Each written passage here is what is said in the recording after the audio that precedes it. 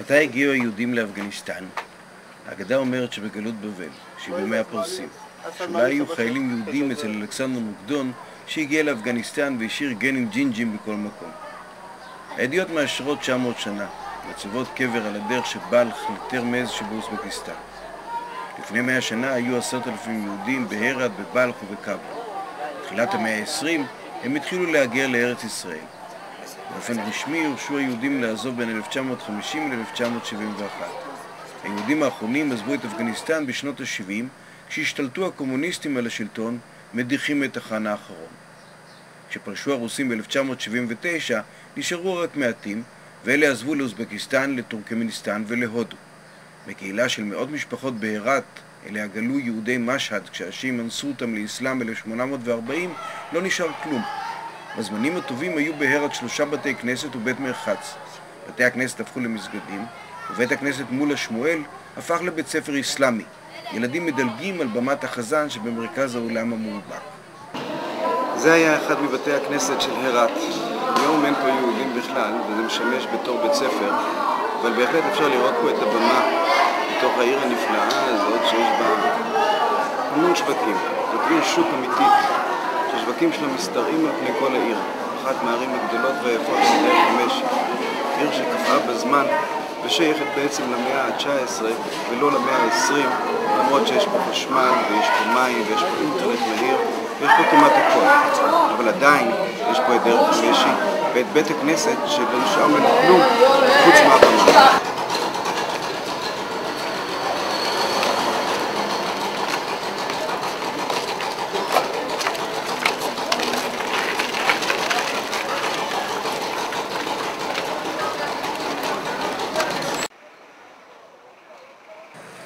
בוא, אני אקח אותך, אמר המוכר הצעיר בחנות השטיחים והתכשיטים שבפינת רחוב הפרחים. לא קשה למצוא את היהודי האחרון בכאבול. הוא גר ממש במרכז העיר ברחוב הפרחים. רחוב הפרחים נקרא ככה מכיוון שיש בו כמה חנויות פרחים, עוד כמה חנויות של תכשיטים ושטיחים, והוא נמצא מאחורי הפארק המוזנח והמובק של שערי נר, והמשכו נקרא רחוב התרנגולות. פה, אמר המוכר מחנות התכשיטים, הפקנו על שער הברזל. ראש קרח ועגול, חבוש משקפי קרן אבין, הביט מחלון בקומה השנייה. הוא שאל בדארי, שהיא הפרסית של האפגנים, והמלווה שלי אמר שיש פה עיתונאי שרוצה לפגוש אותו. עברו כמה דקות עד שירד במדרגות ופתח את שער הברזל. שלום עליכם, אמרתי. No speaking English. Later. Little. Okay, it's enough. Coming from small. Small. Any other language? Journalist. עד לפני כמה שנים חי איתו יצחק לוי. המריבות בין השניים מילאו את דפי האיזוטריה של העיתונות העולמית שאמריקה כבשה את אפגניסטן. Jewish. You speak English? Later. שניהם נאבקו להיות היהודים האחרונים באפגניסטן. סימנטוב ניצח כשיצחק לוי הלך לו לעולמו ורק סימנטוב ניצח. סימנטוב הוא עוצר הרכוש היהודי בכאבול, באפגניסטן.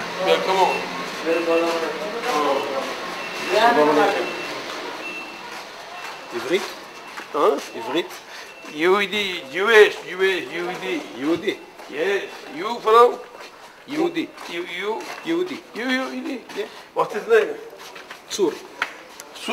I'm the Guru. Simanto. סימנטו. שלום עליכם, סימנטו. Shalom. Knesset. סימנטו, אתה מדבר עברית? Simanto. עברית? Yes. You speak Hebrew? Hebrew. Knesset. No Hebrew. No Hebrew. לא עברית. לא עברית.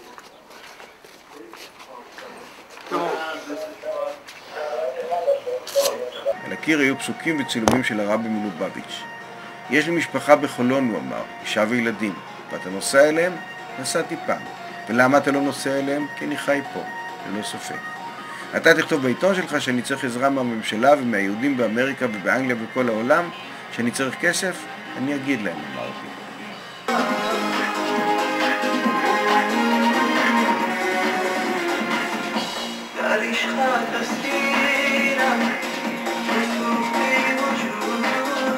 شما میگه در افغانستان تولد شده؟ ما بهرات. Yes. بهرات. And how old are you? چند سال است شما؟ 48 years old. 48? Yes. And you came to Kabul when? 79. Yes, 79. 79. خیلی بودن.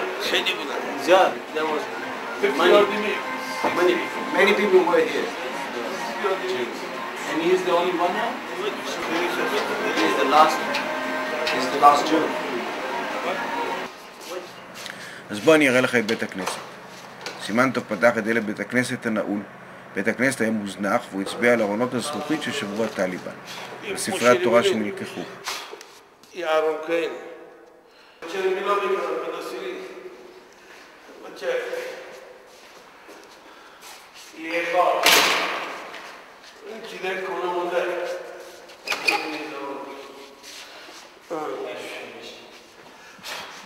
שופר, רבוי. I'm not interested. I'm not interested. But he can't. شوفار بليلة شوات بليلة وشان ربا بيوم راش الشنا بليلة كيبوريم ربا بيدنا شوارين تريان understand? זה הרבי סימנטוב, היהודי האחרון בקאבול, שרוצה הרבה כסף בשביל להצטלם וכדי שאני אעשה איתו ראיון. נמצא פה כבר הרבה שנים, ובאמת יודע לעשות את זה. תודה רבה, מר סימנטוב. יהודי צ'ילם גם סלام برسن شالom بگیم. Hello. שלום. اروپا امریکا. שלום, אירופה. שלום, אינגלנד. שלום. כל אמריקה ישראל. אסיה אירופה. אל תשכח לדבר עם היהודים באנגליה ובאמריקה, הזכיר לי סימנטוב כשליווה אותי החוצה לרחוב, ושני המלווים האפגנים שלי הביטו בו בהערכה. הוא הצליח תוך פחות משעה להרוויח מה שמקובל כמשכורת חודשית באפגניסטן. יש כל מיני סופים לחיים היהודים בעולם, לאיך נראה היהודי האחרון. אבל סימנטוב, שלא כאחרים, היה מודע לגודל הזמן ולייחודיות שלו, התחלף כמו כל דבר, והפיק ממנה את המקסימום.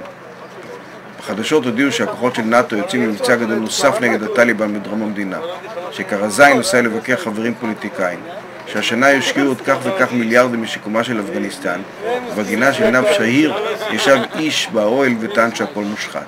הוא כנראה צודק.